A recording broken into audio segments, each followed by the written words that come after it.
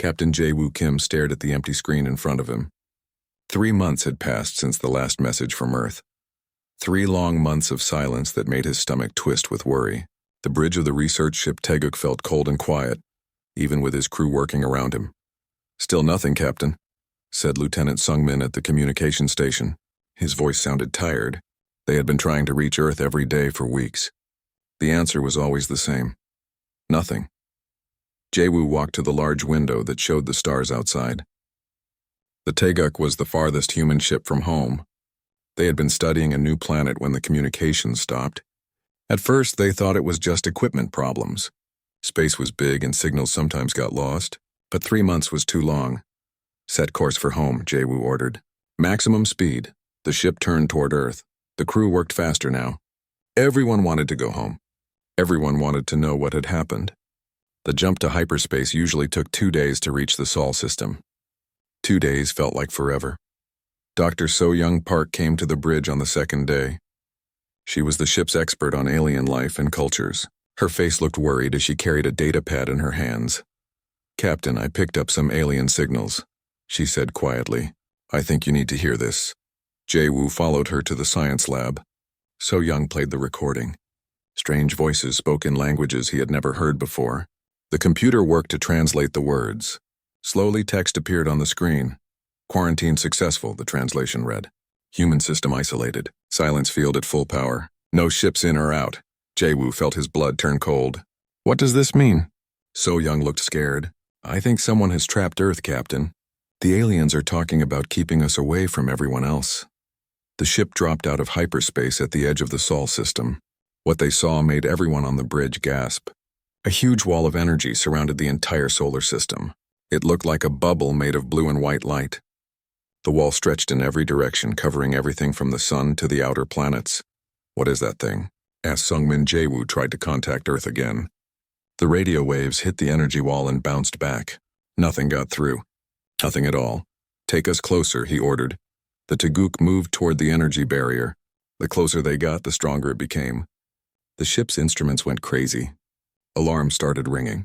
The energy wall pushed against their ship like a giant hand. "Captain, we can't get through," said the pilot. "The barrier is too strong." Back on Earth, Admiral Min-ho Lee stood in the command center of the United Earth Defense Force. He watched the same energy wall from inside the Sol system. His officers worked at their stations, trying everything they could think of. Nothing worked. "Sir, we've lost contact with all our allies," reported Colonel Yoon Seo. "The Kethmori aren't answering. Neither are the Villani. No one is talking to us." Min-ho had built good relationships with many alien species over the years. The Kethmori were peaceful traders who sold Earth rare metals. The Villani shared their knowledge of medicine and science. Both species had been friends to humanity. Now they were gone. "What about our colonies?" Min-ho asked. "Mars and Europa report the same thing, sir. They can't reach anyone outside the system. No supply ships are coming. We're completely cut off." The Admiral looked at the energy wall on his screen. It was beautiful and terrible at the same time. Like a prison made of light. Days passed. Then weeks. The supply ships from alien worlds stopped coming to Earth. Food from the farm worlds became scarce. Medicine from advanced alien labs ran out. The carefully built trade networks that kept Earth's growing population fed and healthy were gone. People on Earth started to panic. They had lived with alien trade for 50 years. Many had never known life without it. Now the supermarkets were running out of alien foods. Hospitals couldn't get alien medicines. Factories stopped working without alien materials. So-young Park worked day and night to understand more alien communications. She found out that 12 different alien species had voted together. They called themselves the Hegemony Council. They had decided that humans were too dangerous to be part of galactic society.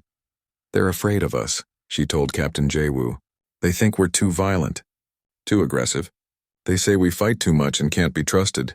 Jae-woo laughed, but it wasn't a happy sound. "We fight too much? What about the Zephyrian War? What about the Tau Empire's slave raids? We've been trying to stop fights, not start them." "I know, Captain, but they don't see it that way. They think we're a threat to peace in the galaxy." The energy wall around Earth had a name. The aliens called it the Silence Field.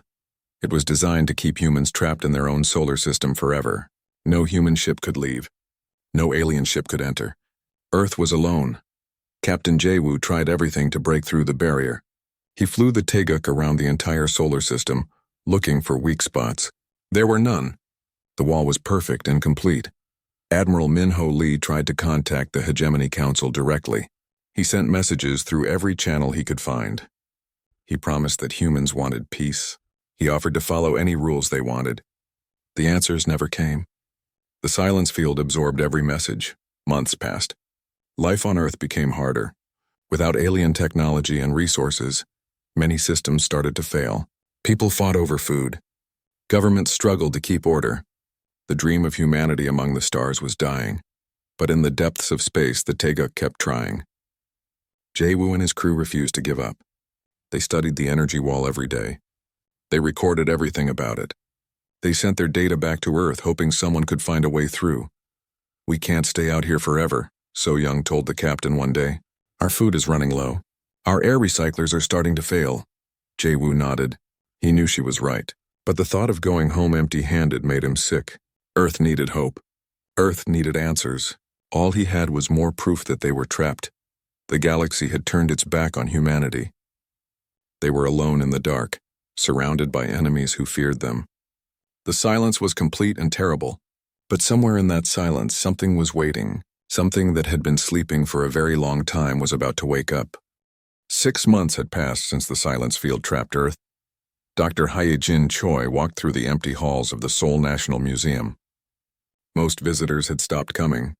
People were too worried about food and jobs to think about old things from the past. Hyejin worked alone in the basement storage rooms. The government had asked all scientists to look for anything that might help. They needed new ideas. New technology. Anything that could break through the alien barrier. She had been studying ancient Korean artifacts for 20 years. Bronze mirrors from the Three Kingdoms period. Stone tablets with old writing. Clay pots that were thousands of years old. She knew every piece in the collection. But today, something was different. The quantum scanner in her hand started beeping. She had borrowed it from the physics department. It could see things that normal eyes could not. As she pointed it at an old bronze mirror, the numbers on the screen went crazy. "That's impossible," she whispered. The mirror looked normal. It had simple patterns carved into the bronze, dragons and clouds like many old Korean artifacts. But the scanner said there was something else there. Something very small. Something that shouldn't exist. Hyejin called her friend Tae-jin Yoon. He was a historian who studied ancient Korean culture. He came to the museum right away. "Look at this." Hyejin showed him the scanner readings. "There's something hidden in the bronze. Microscopic patterns that weren't made by ancient tools." Tae-jin put on his glasses and looked closer. "The mirror is definitely old. I've studied this exact piece before. It came from a tomb near Gyeongju, about 2,500 years old. But look at what the scanner finds." Hyejin showed him the screen. Tiny lines and symbols appeared that were invisible to the naked eye. They were carved into the metal at a level smaller than anything ancient people could make. They called Dr. Mi-ran Song from Seoul National University. She was a physicist who understood quantum mechanics. When she saw the scanner readings, her face went pale. "These aren't just random marks," Mi-ran said. "They're data. Quantum-encoded information stored in the metal itself." The three friends worked together for weeks. They found the same hidden patterns in other artifacts. Stone tablets from ancient temples had them. Old dolmens in the countryside had them. Even some traditional Korean artwork had the tiny markings. "It's like someone was leaving messages," Tae-jin said. "But who? And why?" Mi-ran connected the scanner to a computer. She tried to decode the hidden information. Most of it was too complex to understand. But some patterns started to make sense. "These look like star maps," she said, pointing at the screen. "And these might be mathematical formulas. Very advanced ones." Hyejin remembered old Korean stories her grandmother had told her. Stories about the Cheongun, the heavenly army. Ancient tales said they came from the stars to help people. Most scholars thought they were just myths, made-up stories to explain things people didn't understand. What if the stories were real? She asked her friends. Tae-jin laughed. "You think aliens visited ancient Korea?" "Not aliens," Hyejin said. "Something else. Someone who wanted to help future generations." She found more artifacts with the hidden patterns. Each piece contained different information. When Mi-ran put all the data together, a picture started to form. The quantum information wasn't random. It was a message. A very long, very complex message. The computer worked for days to translate everything. Slowly, words appeared on the screen. They were written in perfect Korean, but the ideas were far beyond anything humans had created. Defense protocol activated when species isolation detected, the message said. Guardians will respond to quarantine events. Seek activation sites. Prepare for inheritance. The three friends stared at the screen. None of them understood what it meant, but they knew it was important. We need to tell someone, Miran said. They took their findings to the government. Officials didn't believe them at first. Ancient Korean artifacts with hidden alien technology sounded crazy. But the quantum scans didn't lie. The data was real. President Kyung-soo Nam came to see the artifacts himself. He brought the best scientists and military experts with him. They all tested the hidden information. They all came to the same conclusion. Someone had left advanced technology hidden in Korean culture thousands of years ago. What do you think it means? The president asked. I think someone knew this would happen, Hye-jin said. The isolation. The barrier around Earth, they left instructions for what to do. More teams started searching. They found similar hidden patterns and artifacts around the world. Stonehenge in England had them. The pyramids in Egypt had them. Ancient temples in Cambodia and Peru had them. But the Korean artifacts were special.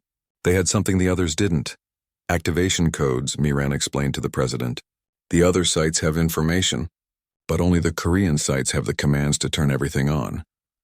Dr. Yoon Ji-kang joined the team. She was an expert in quantum archaeology, a new science that studied ancient technology. She understood the hidden messages better than anyone. This isn't just information storage, she told them. This is a network. All these ancient sites are connected. They're parts of a bigger system. The quantum patterns pointed to specific locations across Korea. Bulguksa Temple in Gyeongju, Sokguram Grotto in the mountains, the ancient dolmens on Gangwon Island, places that had been important to Korean culture for thousands of years. These aren't just religious sites, Yoon-ji explained. They're components, parts of a machine that's been waiting for the right time to turn on. The government sent teams to every location. They found the same quantum patterns everywhere, hidden in stone carvings, buried in temple foundations, encoded in the very rocks themselves. Meanwhile, life on Earth got worse. Food shortages spread across the planet. Without alien technology, many systems failed. People in the cities started moving to the countryside where they could grow food. Governments struggled to keep order, but in the research labs, hope was growing. The ancient message spoke of guardians, of protection for isolated species, of inheritance waiting for the right moment. I think our ancestors left us a gift, Hye-jin told the research team. Something to help us when we needed it most. The quantum scanners showed that the network was vast. Every major ancient site on Earth was part of it. But they all waited for a signal, a command that would wake them up after thousands of years of sleep. And that command was hidden in the Korean artifacts, in the culture and traditions that Hye-jin had studied her whole life. The key to humanity's survival lay in the ancient wisdom of her people. The Cheongun weren't just stories. They were real. And they were still watching over Earth, waiting for the right moment to return. President Kyung-soo Nam stood in the emergency meeting room. Around the table sat leaders from every major country on Earth. The debate had been going on for hours. Half the room wanted to activate the ancient system. The other half thought it was too dangerous. We don't know what will happen, said the British Prime Minister. This technology is beyond our understanding. What if it makes things worse? Things can't get much worse, replied the Korean president. Our people are starving. Our cities are failing. We have to try something.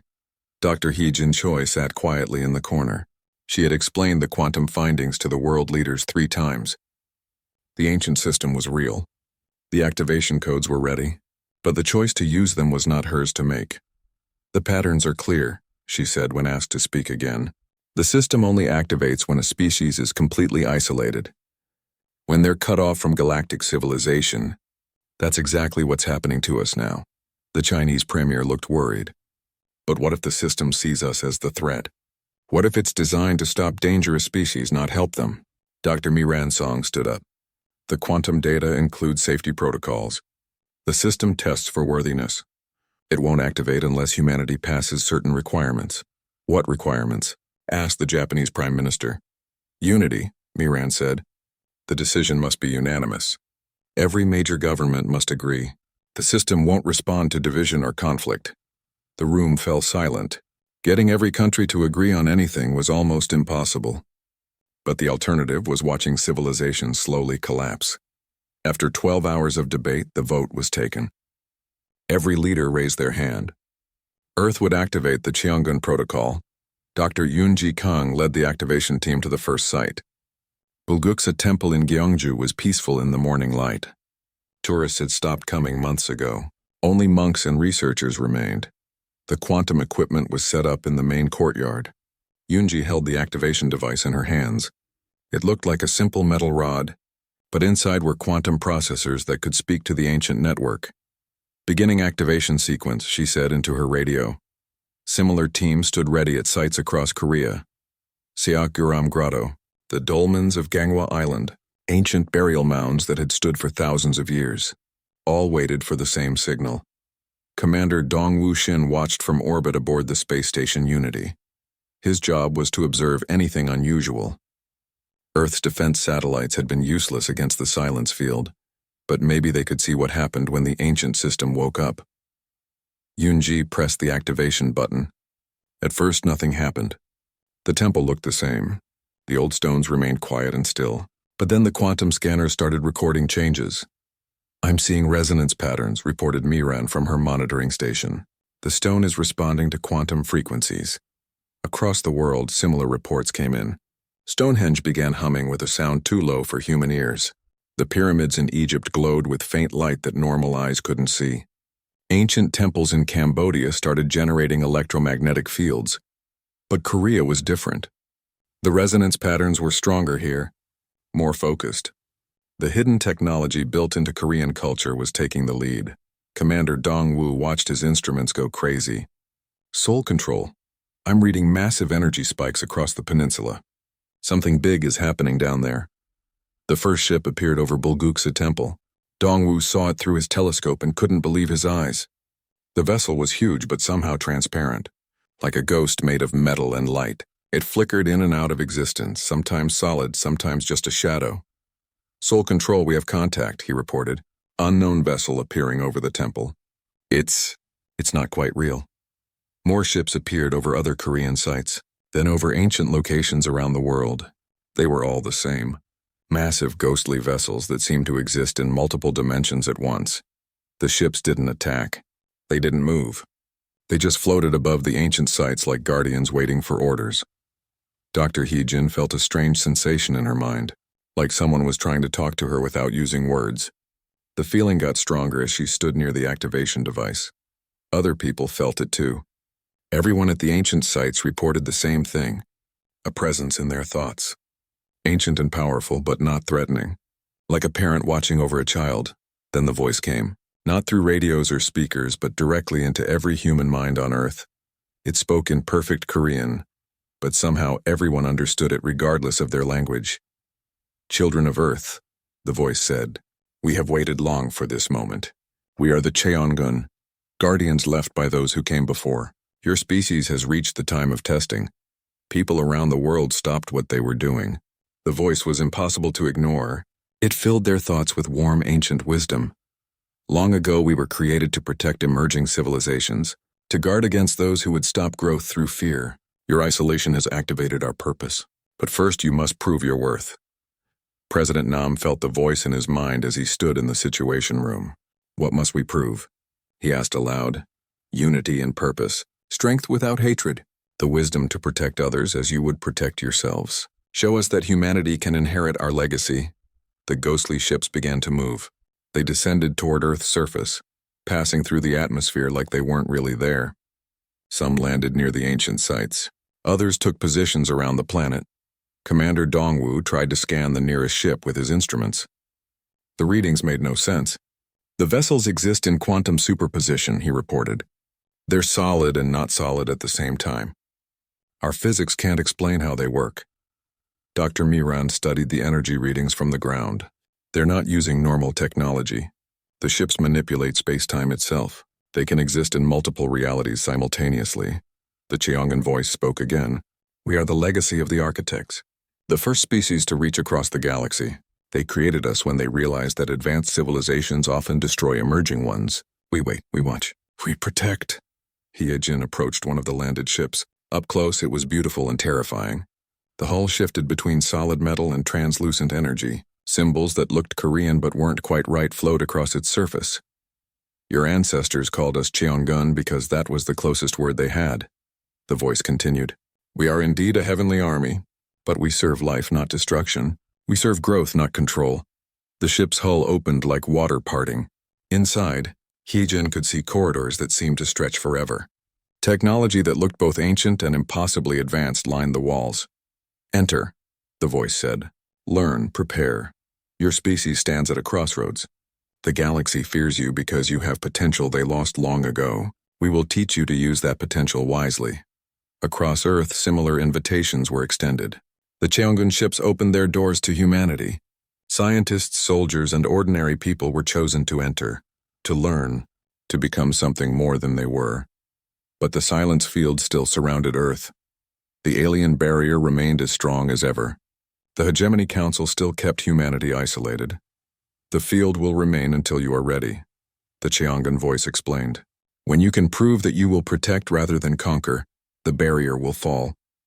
But beware, those who created it will not be pleased when it does. Commander Dongwu watched more ships appear in Earth's orbit, hundreds of them, thousands, all ghostly, all waiting. The ancient guardians had returned and they brought with them technology beyond human imagination. Earth was no longer defenseless.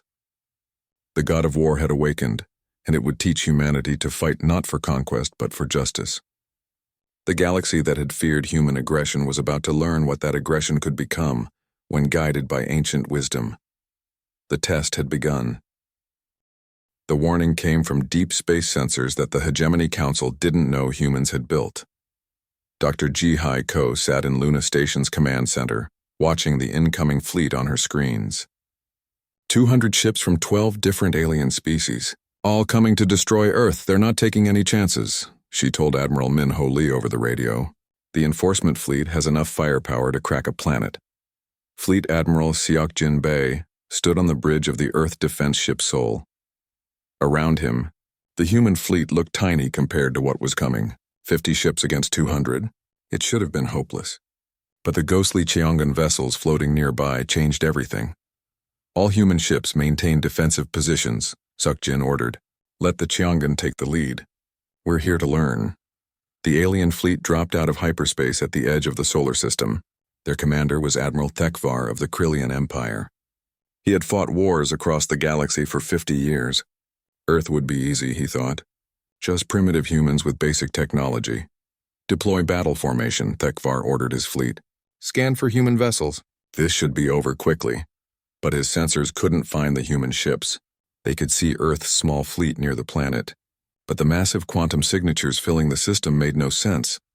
Admiral, his science officer reported, we're detecting unknown vessels throughout the system. But they don't appear solid. Some kind of sensor ghosts, Thekvar laughed. Human tricks. They're using decoys to confuse us. Target the real ships near their planet. The alien fleet moved toward Earth. Energy weapons charged. Missile tubes loaded. 200 ships ready to destroy humanity's home. But as they passed Jupiter's orbit, something impossible happened. The first Cheongun ship appeared directly in front of the alien fleet. Not flying toward them, not jumping from hyperspace, just suddenly there like it had always existed in that spot. Impossible, whispered Thekvar. Nothing moves that fast. The Cheongun ship was beautiful and terrible. Its hull flowed like liquid metal. Ancient symbols glowed along its sides. It was 3 times larger than the biggest alien vessel, but somehow looked peaceful rather than threatening. A voice spoke in every alien mind on every ship, calm and ancient and absolutely certain. You come to destroy those under our protection. This cannot be allowed. Depart now and no harm will come to you. Admiral Thekvar felt cold fear creep up his spine, but he had orders from the Hegemony Council. Unknown vessel, stand down immediately. We are here to contain the human threat by order of galactic law. Your law does not apply here, the voice replied. These people are our inheritors. They are under ancient protection. You will leave or you will be removed. Thekvar gave the order to attack. The alien fleet opened fire with everything they had. Energy beams and missiles filled space around the Cheongun ship. The weapon struck its hull and did nothing. They passed through it like it wasn't there. "Shields down," reported a weapons officer. But the target is unharmed. The Cheongun ship didn't fight back. Instead, 10 more appeared around the alien fleet. Then 50. Then hundreds. They materialized from empty space like ghosts becoming real. On Luna Station, Dr. Ji-Hai Ko watched her instruments go crazy. "The Cheongun ships aren't just faster than light," she reported. "They're operating outside normal space-time. They can exist in multiple locations simultaneously." Admiral Seok Jin-Bei received a message from the Cheongun fleet. Not words, but pure understanding flowing into his mind. "Your people are ready to learn true warfare," the voice said. "Not conquest, but protection. Not hatred, but justice. Watch and understand." Lieutenant Yujin An sat in her fighter cockpit aboard the Sol. She was Earth's best pilot, trained to fly against impossible odds. But nothing had prepared her for what happened next. Her fighter's controls started changing. New systems appeared on her screens. Systems that shouldn't exist. The Cheongun were upgrading her ship in real time, teaching her technology beyond human understanding. "I can see them," she whispered into her radio. "All of them. Every alien ship in their fleet. I can see their weaknesses, their fears, their thoughts." Yujin's fighter launched from the Sol, but instead of flying normally, it phased in and out of reality like the Cheongun ships. She was learning to fight like they did. The alien fleet tried to retreat, but the Cheongun ships were everywhere. They appeared above, below, and inside the alien formation. Space itself seemed to bend around them. "Target the human planet directly," Thekvar ordered in desperation. "If we can't fight these ghosts, we'll complete our mission anyway."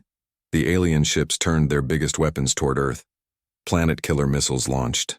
Energy cannons charged for one massive strike. But the attacks never reached their target.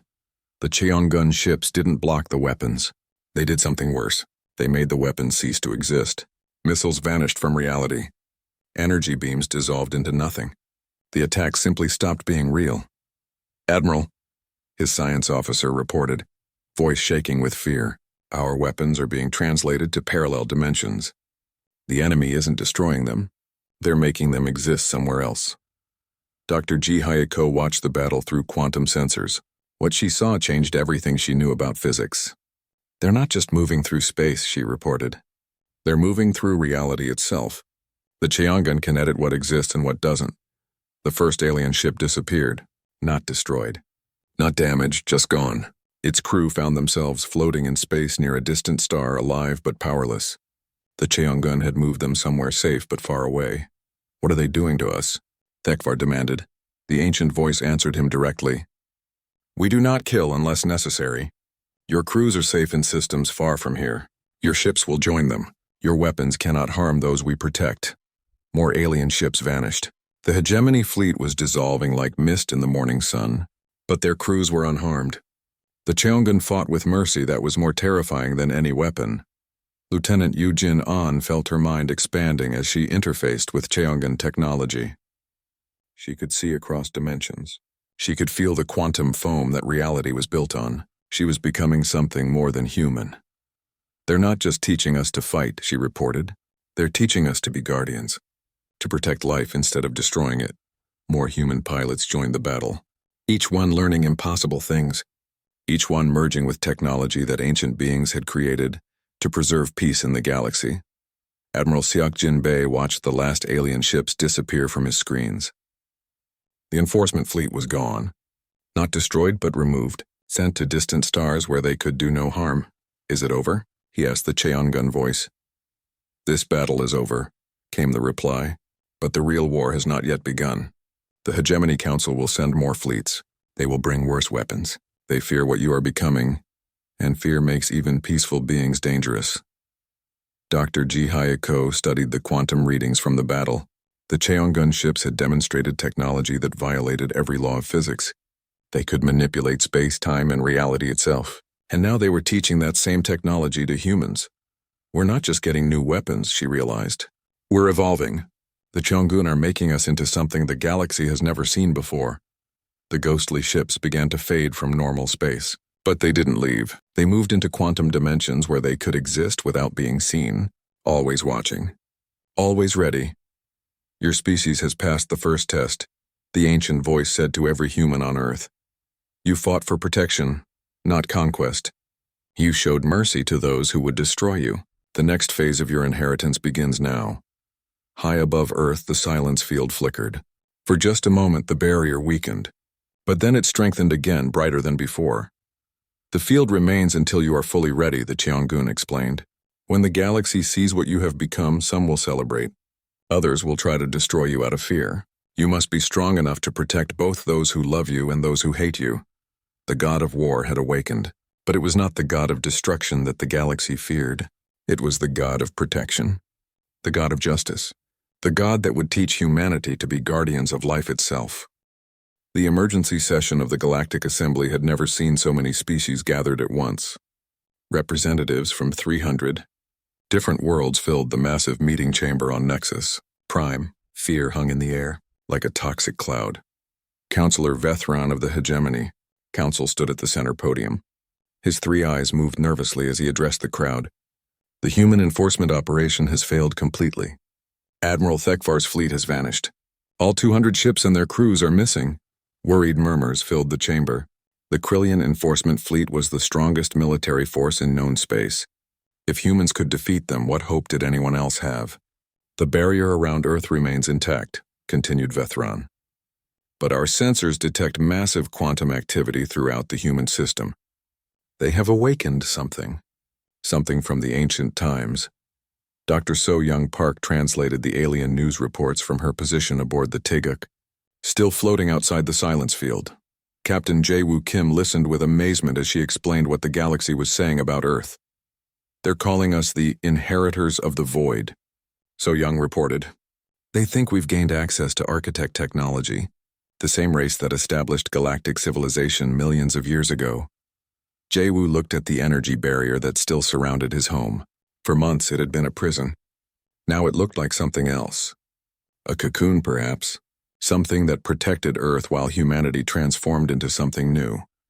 On Earth, the transformation was nearly complete. Ambassador Hairin Wu stood in the newly constructed Quantum Embassy in Seoul.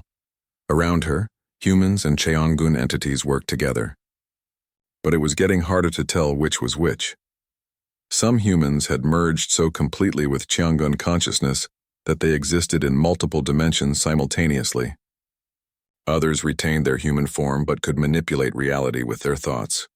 All of them shared the same ancient wisdom that the Cheongun had carried for millions of years. President Kyung-soo Nam had changed too. When he spoke, his voice carried harmonics that touched the minds of everyone who heard him. The Cheongun had taught him to speak not just with words but with pure meaning. The test is almost complete, he announced to the world. Soon the barrier will fall, and when it does, we will take our place as guardians of the galaxy. Lieutenant Yujin An no longer needed a fighter ship to travel through space.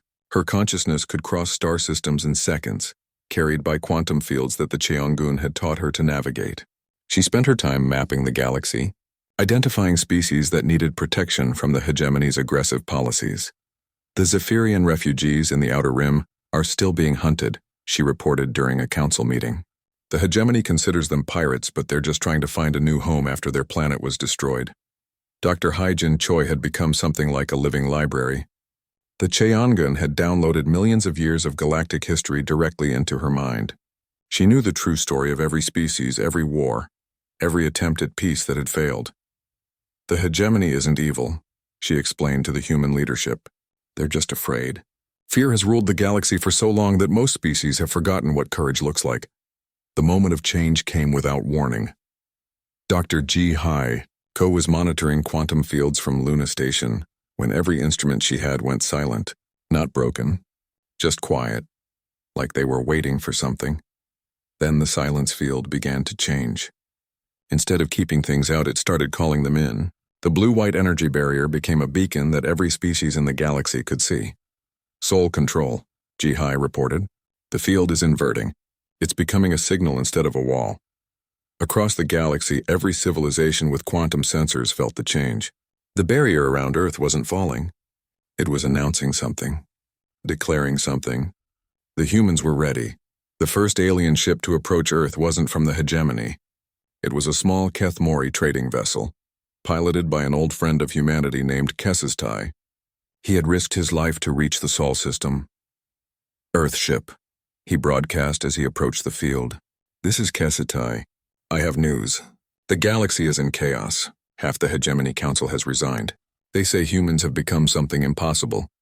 The silence field parted for his ship like water. Kesite found himself face to face with Captain Jae-woo Kim. But the human looked different. His eyes held depths that seemed to go on forever.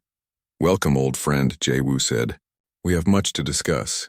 Within days, representatives from dozens of species arrived at Earth. Not all of them came in peace. Some were curious. Some were desperate for help. Others came to see if the rumors were true. The Galactic Assembly sent Ambassador Heirin Wu to represent humanity. When her ship arrived at Nexus Prime, the ancient Cheongun technology hidden throughout the galaxy began to respond. Quantum resonance fields activated in monuments and buildings across hundreds of worlds. "The Architect's network is everywhere," Heirin explained to the shocked assembly. "Hidden in every ancient structure, every old monument. It has been waiting for someone worthy to inherit it. That inheritance now belongs to humanity." Councillor Vethron stood to challenge her. "Humans are violent, aggressive. You cannot be trusted with such power."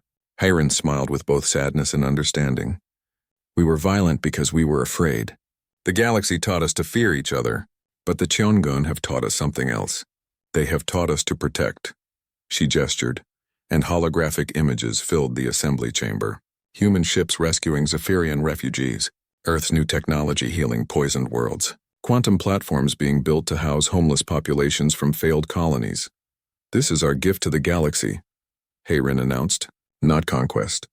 Not control. Protection for any who need it. Guidance for any who ask. A safe harbor for those who have nowhere else to go." The Free Stars Initiative was announced that day. Any species oppressed by the hegemony's laws could apply for human protection. Any world damaged by galactic politics could ask for healing. Any civilization ready to grow beyond fear could join humanity among the stars. The response was overwhelming.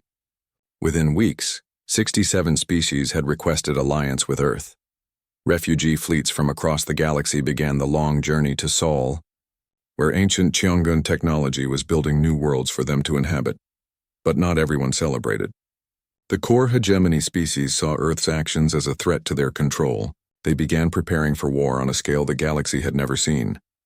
"Let them come," said Fleet Admiral Seok Jin-bae, now commanding forces that existed in 12 dimensions simultaneously.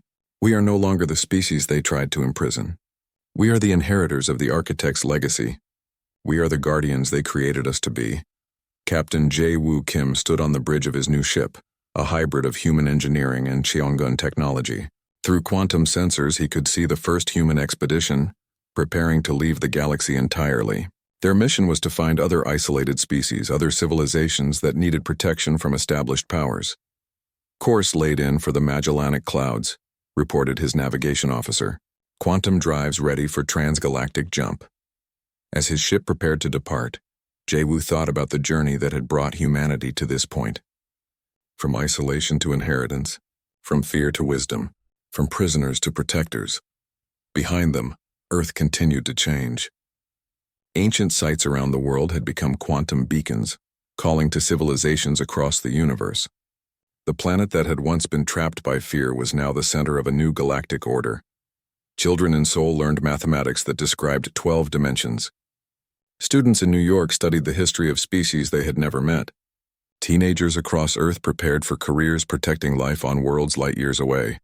"Humanity has grown up," Dr. Hai-Jin Choi observed during a council meeting. "We are no longer the young species trying to find our place. We are the guardians that the galaxy has been waiting for." The last message from the Cheongun Collective came not as words, but as a feeling shared by every human consciousness: pride, love, hope for the future. The ancient guardians were finally able to rest, knowing their work would continue. Humanity had become the new Cheongun, the new protectors, the gods of war who fought not for conquest but for justice. And across the galaxy, oppressed species looked toward Earth and felt something they had not felt in generations. They felt hope.